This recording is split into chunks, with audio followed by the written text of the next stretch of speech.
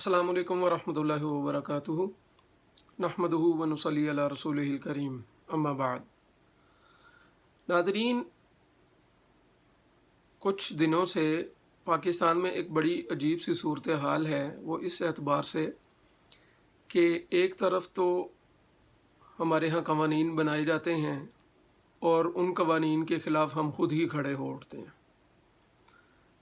पूरी दुनिया में और ख़ास तौर पे पाकिस्तान में इस वक्त जो मुआशी सूरत हाल है वो किसी से पोशीदा नहीं है।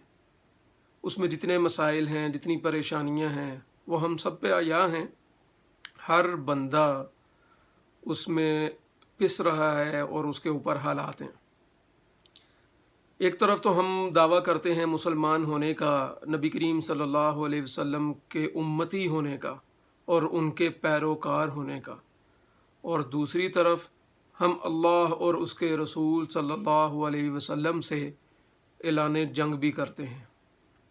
जी, ऐलान जंग वो किस एतबार से कि जैसे मैंने अर्ज़ किया कि पाकिस्तान में एक अजीब सी सूरत हाल है कि अदालत जो है वो फ़ैसला देती है कि सूद को ख़त्म किया जाए, और हमारे पाकिस्तान के नाम नहाद बैंक, सूदी बैंक जो हैं, वो इसी फ़ैसले के ख़िलाफ़ जो है वो अदालत में चले जाते हैं कि इसको वापस किया जाए।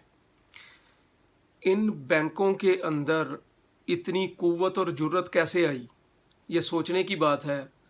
तो मेरे भाइयों, दोस्तों, ख़वातीन व हज़रात, जो भी मेरी ये बात सुन रहे हैं, तो उनसे गुजारिश है कि ये जितने भी बैंक हैं, ये सारे के सारे हमारे ही पैसों से चलते हैं।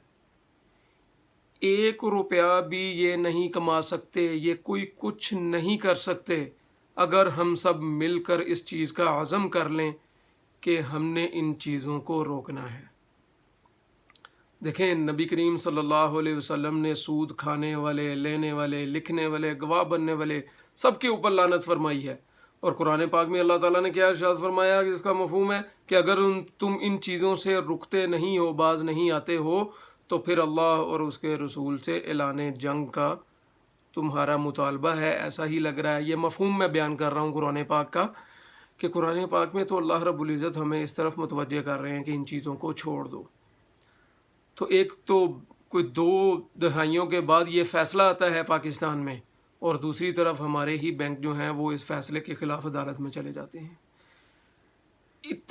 अब इस सूरत हाल में हमारे लोग ये पूछते हैं कि हम क्या कर सकते हैं। नहीं, हमारे हाथ में तो कुछ नहीं है। भाई, आप लोगों के हाथ में ही है। आपको किसने कहा कि आपके हाथ में नहीं है? ये बैंक आपके पैसों पे चलते हैं। आपने और कुछ नहीं करना। आपने सूदी बैंकों में से अपने पैसे निकालना शुरू करने हैं। आप चंद दिन के अंदर देखें, पैसे निकालें। आप ट्रांजैक्शन ना करें इनके ज़रिए से, आप इनकी एटीएम से पैसे ना निकालें, और फिर देखें हालात कैसे बदलते हैं। देखें, अगर आज हमने ये काम ना किया तो कल क़यामत के दिन अल्लाह और उसके रसूल सल्लल्लाहु अलैहि वसल्लम को क्या मुंह दिखाएंगे। और आज जो हम ये रोना रो रहे हैं कि पूरे पाकिस्तान में हालात ख़राब हैं, तो उसमें सबसे बड़ी वजह सूद का हमारी ज़िंदगियों के अंदर दाखिल होना है। तो आप सबसे गुजारिश है, कोई लंबी चौड़ी बात नहीं है, एक पैगाम है कि हम इस तरीके से अपना इसमें हिस्सा डाल सकते हैं। और अगर हमने ये काम ना किया, अपनी आवाज़ ना उठाई, ठीक है, और फिर उसके बाद जो है इन बैंकों से पैसा निकालना ना शुरू किया, तो मेरे भाइयों, दोस्तों, ख़वातीनों, हज़रात, हम इस सूदी मामलात में डायरेक्ट खुद इन्वॉल्व होंगे। और जब कल को फ़ैसला जो है वो खुदा न खास्ता अल्लाह ना करे जो है वो रिवर्स होता है और बाकायदा तौर पे सूद की इजाज़त दे दी जाती है, ठीक है, तो उसमें पूरा हमारा जो है वो हिस्सा होगा। उम्मीद है कि कुछ बात आप लोगों की समझ में आ गई होगी। आप लोगों से गुजारिश है कि ख़ुद भी इसकी कोशिश करें और दूसरों को भी इसके ऊपर लेके आने की कोशिश करें। जज़ाकुमुल्लाहु खैर।